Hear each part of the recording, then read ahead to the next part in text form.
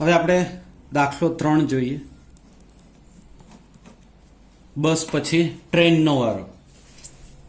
જો રકમ આ પ્રમાણે છે. ટ્રેન રેલવે સ્ટેશનથી ગતિનો પ્રારંભ કરે છે. પ્રારંભ કરે એટલે કેવી હોય ટ્રેન? સ્થિર હોય પછી ગતિનો પ્રારંભ કરે. એટલે શરૂઆતનો વેગ u બરાબર 0 મીટર પર સેકન્ડ લઈ લેવાનો. ચલો આગળ. અચળ પ્રવેગથી ગતિ કરી અને 10 મિનિટમાં, તો સમય t બરાબર 10 મિનિટ. હવે પ્રવેગ શોધવા માટે મિનિટ તો ચાલે નહીં, આપણે ફરજિયાત સેકન્ડ જોઈએ. એટલે 1 મિનિટમાં 60 સેકન્ડ એટલે 10 ગુણ્યા 60 એટલે કે 600 સેકન્ડ. તો આ સમય મળી ગયો 600 સેકન્ડ. ચલો આગળ. અંતિમ વેગ v બરાબર 40 કિલોમીટર પ્રતિ કલાક 40 કિલોમીટર પર અવર. હવે આને આપણે મીટર પર સેકન્ડમાં ફેરવવું પડે તો કંઈ નહીં, એમાં કંઈ નવું નથી. 5/18 વડે ગુણી નાખો તો થઈ ગયું મીટર પર સેકન્ડ. અંશ અને છેદમાં 2 વડે તો છેદ ઉડાડી દઈશું. અહીંયા 9 અને અહીંયા 20. પછી આગળ છેદ ઉડતા નથી એટલે 20×5 100/9 મીટર પર સેકન્ડ થઈ ગયું. આ અંતિમ વેગ થયો. તો ચલો હવે સૂત્ર મૂકી અને પ્રવેગ શોધીએ.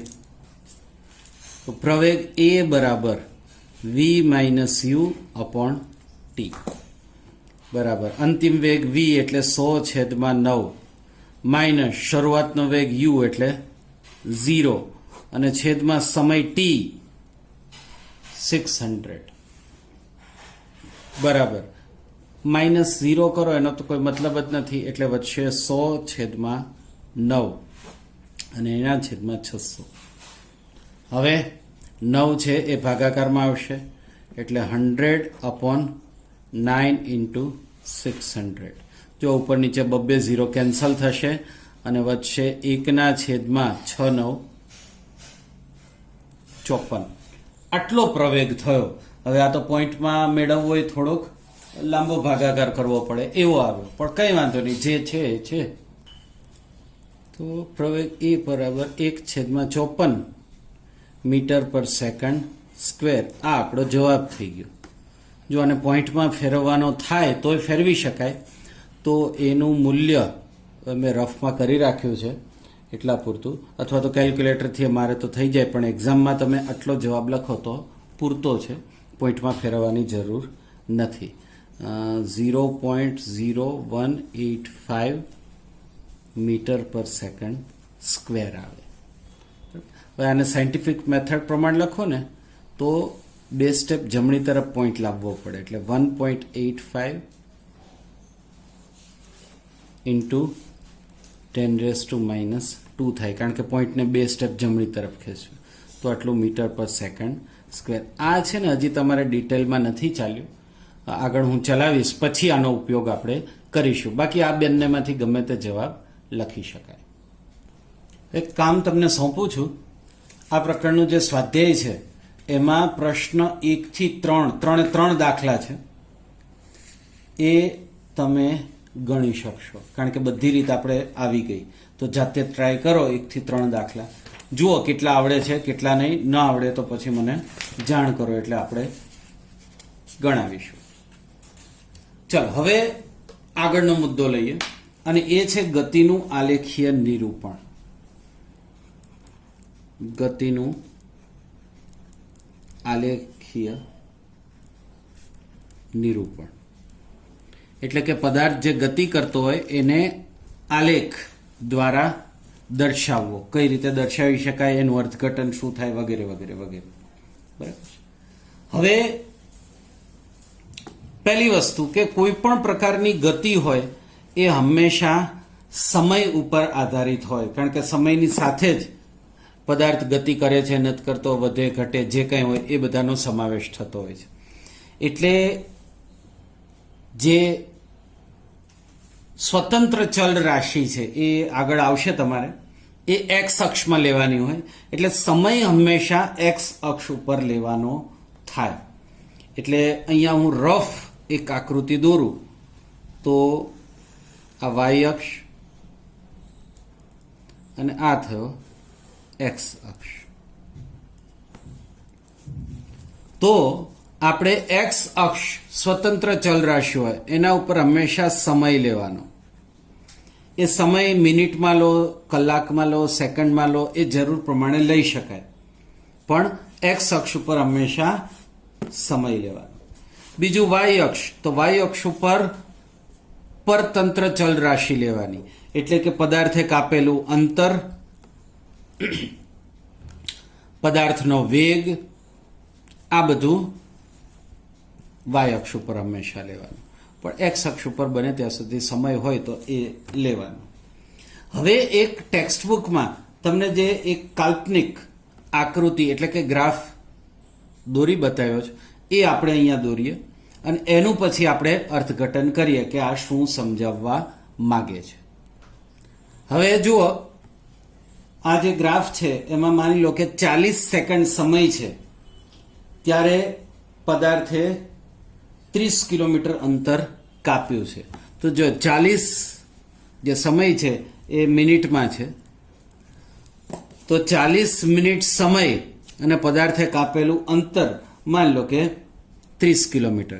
તો આ 40 કિલોમીટર વાળું સમય અને આ 30 વાળું અંતર બંને પરસ્પર ભેગા ક્યાં થાય છે એ આમ તો આપણે સ્કેલની મદદથી કરવાનું આવે, અને અત્યારે આપણે રફ દોરીએ તો આ 30 કિલોમીટર અંતર અને 40 મિનિટ બંને અહીંયા આગળ ભેગા થાય. તો આ બિંદુ છે, માની લો કે આને આપણે એ બિંદુ કહીએ, તો એ મળ્યું.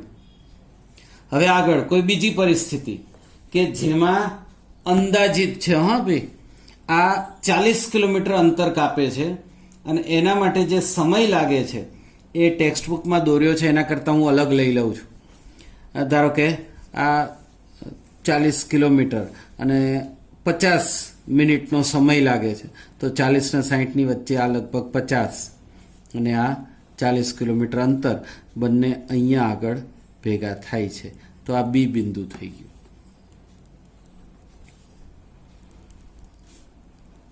ચલો, હવે આ બી બિંદુને જોડતી રેખા દોરી દેવામાં આવે તો એક સુરેખા મળશે. તો એ રેખા આપણે દોરી લઈએ. તો જો એ અને બી બિંદુને જોડી લઈએ તો આ પ્રકારનો એક આપણને ગ્રાફ મળે છે, આલેખ મળે છે. હવે અહીંયા આપણે આ એ બિંદુ, આ બી બિંદુ અને એ બિંદુ જે છે અને આપણે અહીંયા લખીએ એટલે સરળતા રહે. એ બિંદુમાંથી આમ આ જે લાઈન છે હોરિઝોન્ટલ એને આગળ લંબાવો, બી બિંદુમાંથી આ સમય તરફ નીચે તરફ લાવો, તો આ બંને પરસ્પર છેદે એને સી બિંદુ કહીએ. તો એ બી અને સી આ એક ત્રિકોણ રચશે અને આ ત્રિકોણમાં જે આ બી બિંદુને સંગત છે અંતર, એને આપણે S2 કહીએ, કાપેલું અંતર S2. આ એ બિંદુને સંગત કાપેલું અંતર છે એને S1 કહીએ. એ જ રીતે બી બિંદુને સંગત જે સમય છે એને આપણે T2 કહીએ અને એ બિંદુને સંગત સમય છે એને T1 કહીએ. તો એના આધારે આપણે અંતર વિરુદ્ધ સમયના આલેખ ઉપરથી અંતર છેદમાં સમય એટલે કે પદાર્થની ઝડપ અને જો સ્થાનાંતર વિરુદ્ધ સમય કહીએ તો વેગ શોધી શકીએ. કઈ રીતે? તો આ જે આલેખ આવ્યો એનો ઢાળ શોધીને. હવે ઢાળ એટલે શું? તો કે આ સ્લોપ, ઢાળનું ઇંગ્લિશ થાય સ્લોપ, આ કેટલો છે. હવે શોધાય કઈ રીતે? તો આ ગ્રાફ સિવાય હું એક તમને ઉદાહરણ આપું. ધારો કે આ એક સીધી રેખામાં ગ્રાફ છે, તો આનું કોઈ એક બિંદુ લઈ લો, બીજું બિંદુ લઈ લો. આ બંને બિંદુઓ, આ બિંદુમાંથી માની લો કે આડી લાઈન પસાર કરો, આ બિંદુમાંથી ઊભી લાઈન પસાર કરો, તો બંને લાઈન પરસ્પર જ્યાં છેદતા હોય તો એ આપણે આ ગ્રાફ જેવું જ થઈ ગયું. માની લો કે આ એ બિંદુ, આ બી બિંદુ અને આ સી બિંદુ.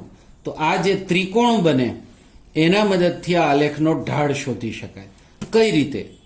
તો ત્રિકોણની એક બાજુ બીસી આ કાટખૂણો બને, તો આ જે વાય અક્ષને સમાંતર જે બાજુ છે એ બીસી,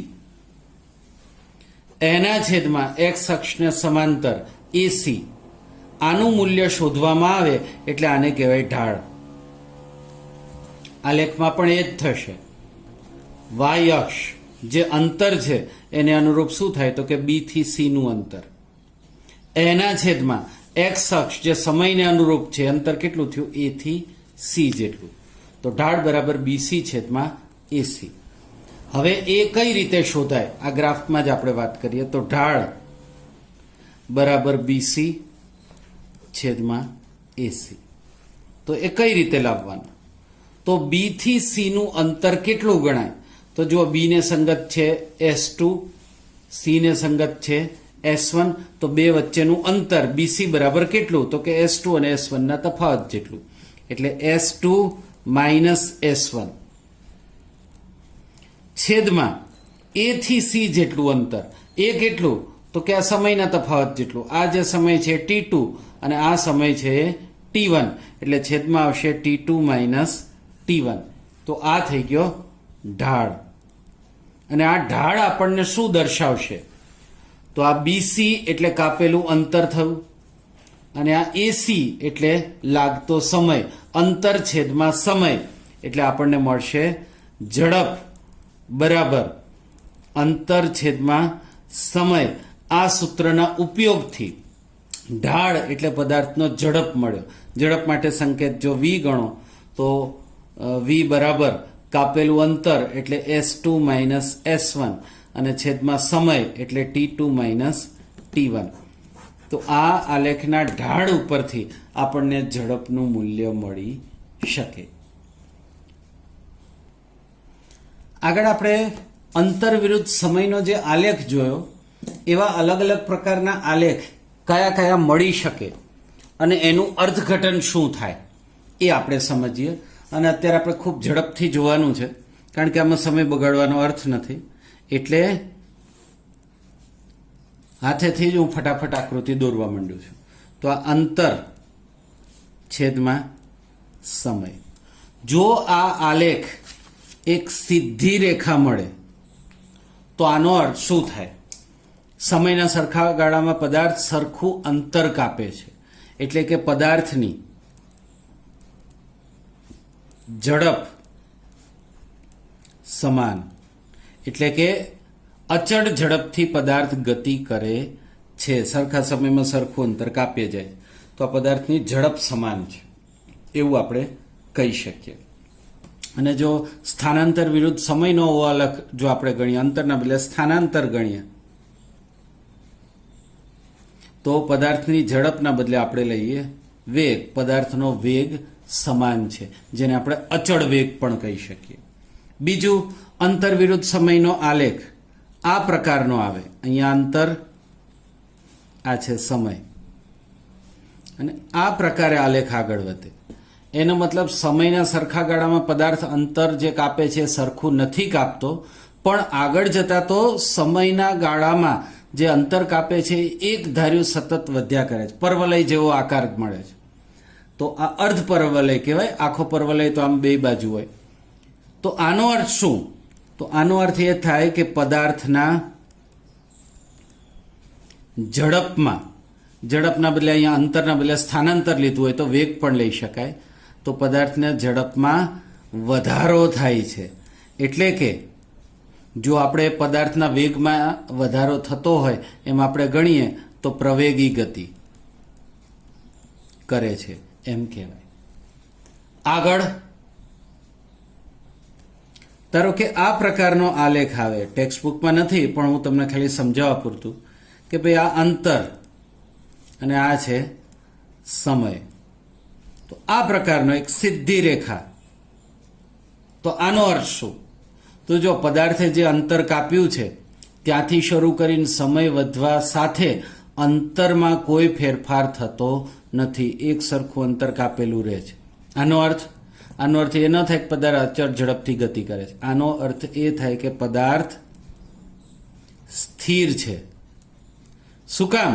સમય વધવાની સાથે પદાર્થે કાપેલા અંતરમાં કોઈ ફેરફાર થતો નથી, મતલબ પદાર્થ સ્થિર છે. અને એક આલેખ આવો પણ મળે અંતર વિરુદ્ધ સમયનો કે જેમાં આ પ્રકારનો. આનો અર્થ શું થાય? તો સરખા સમયના ગાળામાં પદાર્થે કાપેલા અંતરમાં વધઘટ થાય છે, મતલબ પદાર્થ અનિયમિત ઝડપથી ગતિ કરે છે. આ એ અર્થ દર્શાવે છે.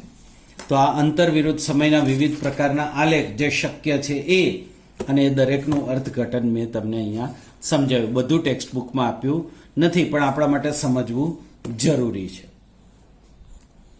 ચલો, હવે આવે છે વેગ વિરુદ્ધ સમયનો આલેખ. આમાં પણ સમય સ્વતંત્ર ચલ રાશિ છે, એટલે હંમેશા એક્સ અક્ષ ઉપર લેવાની. તો અહીંયા આપણે લઈશું સમય અને આ જે છે એ છે વેગ છે. હવે ટેક્સ્ટ બુકમાં જે ઉદાહરણ આપ્યું છે આપણે બેઠું એ જ લઈ લઈએ.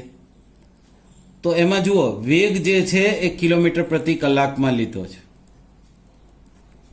અને સમય છે એ કલાકમાં લીધો છે. અને આપણને જે ટેક્સ્ટ બુકમાં આપ્યું છે એની જ જો વાત કરી દઈએ તો અહીંયા 10, 20, 30, 40, 50 આ રીતે માર્કિંગ આપ્યું છે. એ છે કિલોમીટર પ્રતિ કલાક. અને જે સમય છે એ કલાકમાં છે તો 1 કલાક, 2 કલાક, 3 કલાક, 4 કલાક આ રીતે આમાં આપી દીધું છે. હવે જે પરિસ્થિતિ દર્શાવી છે એમાં સમય 1 અને 2 ની વચ્ચે અંદાજિત કોઈ લીધો છે. એ સમયે પદાર્થનો વેગ 40 કિલોમીટર પ્રતિ કલાક છે અને આ એ બિંદુ લઈ લો અને આ સમયને T1 સમય કહી દો. અને ત્યાર પછી T બરાબર 4 કલાક એ સમયે કોઈ બિંદુ બી લીધું છે. એ વખતે પણ વેગ તો 40 કિલોમીટર પ્રતિ કલાક જ છે અને સમય જે છે એને લઈએ આપણે T2 અને આ સમયને T1 લઈએ. તો આ T1 આ T2, શરૂઆતનો વેગ 40 કિલોમીટર પ્રતિ કલાક, અંતિમ વેગ પણ 40 કિલોમીટર પ્રતિ કલાક. હવે આમાં સમજવા જેવું શું છે? બીજું કંઈ ખાસ નહીં, પણ આમાં એક વસ્તુ એ સમજવાની છે કે આ જે વેગ વિરુદ્ધ સમયનો આલેખ આવે, આપણે એ બિંદુથી બી બિંદુ સુધીની વાત કરીએ, એને જોડી દઈએ તો એના નીચેનો જે આખો ભાગ બને એનું ક્ષેત્રફળ છે એ પદાર્થે કરેલું સ્થાનાંતર દર્શાવે. પદાર્થ કરેલું સ્થાનાંતર અથવા પદાર્થે કાપેલું અંતર. એટલે પદાર્થે કાપેલું અંતર જેને S કહીએ એ આલેખ ની નીચે ઘેરાયેલ ભાગનું ક્ષેત્રફળ દર્શાવે છે. આમાં બહુ ડિટેલ અત્યારે ગણતરી કે બીજી કોઈ જરૂર નથી. ખાલી આ જે ક્ષેત્રફળ, હવે આ આકાર કેવો બને છે, આ એ બિંદુ, બી બિંદુ અને નીચે ધારો કે સી અને ડી બિંદુ લઈ લો તો આ લંબચોરસ બને. અને લંબચોરસનું ક્ષેત્રફળ કેટલું થાય? લંબચોરસનું ક્ષેત્રફળ બરાબર કાપેલું અંતર S બરાબર લંબાઈ ગુણ્યા પહોળાઈ. તો લંબાઈ આપણે AC લઈએ અને પહોળાઈ AB લઈએ. AB અને ગુણ્યા AC, આ C બિંદુ છે અને પહોળાઈ જે છે એ AB પણ લેવાય અને અહીંયા C થી D નું અંતર છે તો AB લેવાય અને CD પણ લઈ શકાય. તો ક્ષેત્રફળ બરાબર લંબાઈ ગુણ્યા પહોળાઈ એટલે AC, આ AC અને ગુણ્યા CD એટલે આટલો ભાગ CD, આ CD અને આ AC. તો આના આધારે આપણને કાપેલું અંતર શોધી શકીશું. હવે અત્યારે આમાં આપણે ડિટેલ એટલામાં જ જતા કે આ ખાલી સમજવા પૂરતું જ છે કે વેગ વિરુદ્ધ સમયનો આલેખ છે, નીચેના ભાગનું ક્ષેત્રફળ છે એ કરેલું સ્થાનાંતર દર્શાવે. આ પ્રકારનો ગ્રાફ બનતો હોય અથવા બીજા પ્રકારનો બનતો હોય દરેકમાં. હવે એના આધારે દાખલા જ્યારે આપણે ડિટેલ ગણવાના આવશે ત્યારે આપણે એના વિશે વિગતવાર ચર્ચા કરીશું. હવે અહીંયા તો પદાર્થનો વેગ અચળ છે. અચળના બદલે નિયમિત રીતે વેગ વધતો હોય તો કઈ રીતે થાય એ આપણે સમજી લઈએ. જો અહીંયા વેગ વિરુદ્ધ સમયનો એક કાલ્પનિક ગ્રાફ બતાવ્યો છે, આલેખ, જે એક સીધી રેખામાં છે. આનો અર્થ શું થાય? સમયના સરખા ગાળામાં પદાર્થનો વેગ એક ધારો વધે છે. આ સીધી રેખા ઉપર કોઈ એક બિંદુ એ લીધું, કોઈ બિંદુ બીજું ઈ લીધું. તો એ થી ઈ બિંદુ સુધી ગતિ કરે તો એ દરમિયાન પદાર્થે કરેલું સ્થાનાંતર કઈ રીતે શોધવાનું? તો એ થી ઈ અને એના નીચેના ભાગના ઘેરાયેલ જે ભાગ છે એનું ક્ષેત્રફળ શોધો એટલે પદાર્થે કાપેલું અંતર આવી જાય. કઈ રીતે? તો એમાંથી જુઓ, એક્સ અક્ષ ઉપર લંબ દોરો. આ જે બિંદુ આવશે એને આપણે માની લો કે બી કહીએ. ઈ બિંદુમાંથી પણ એક્સ અક્ષ ઉપર લંબ દોરો. આ જે બિંદુ આવે એને માની લો કે આપણે સી કહીએ. પછી તો એ બિંદુમાંથી એક્સ અક્ષને સમાંતર લાઈન દોરો અને જ્યાં અહીંયા પરસ્પર છેદ છે એ બિંદુ માની લો કે ડી કહી દઈએ.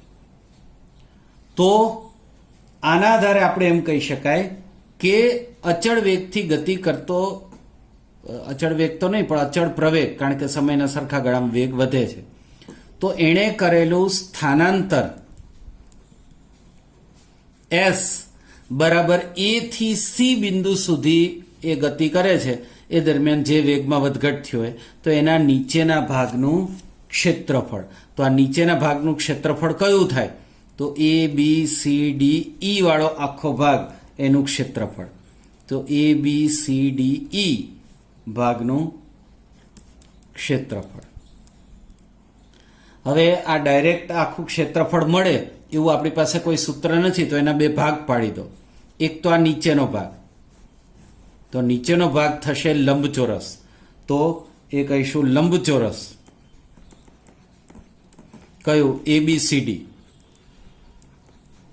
નું ક્ષેત્રફળ વત્તા આ ઉપરનો ભાગ છે એ ત્રિકોણ છે, તો એ આપણે લખીશું ત્રિકોણ એડીઈ, ત્રિકોણ એડીઈ નું ક્ષેત્રફળ. આ ત્રિકોણની નિશાની મૂકી દીધી.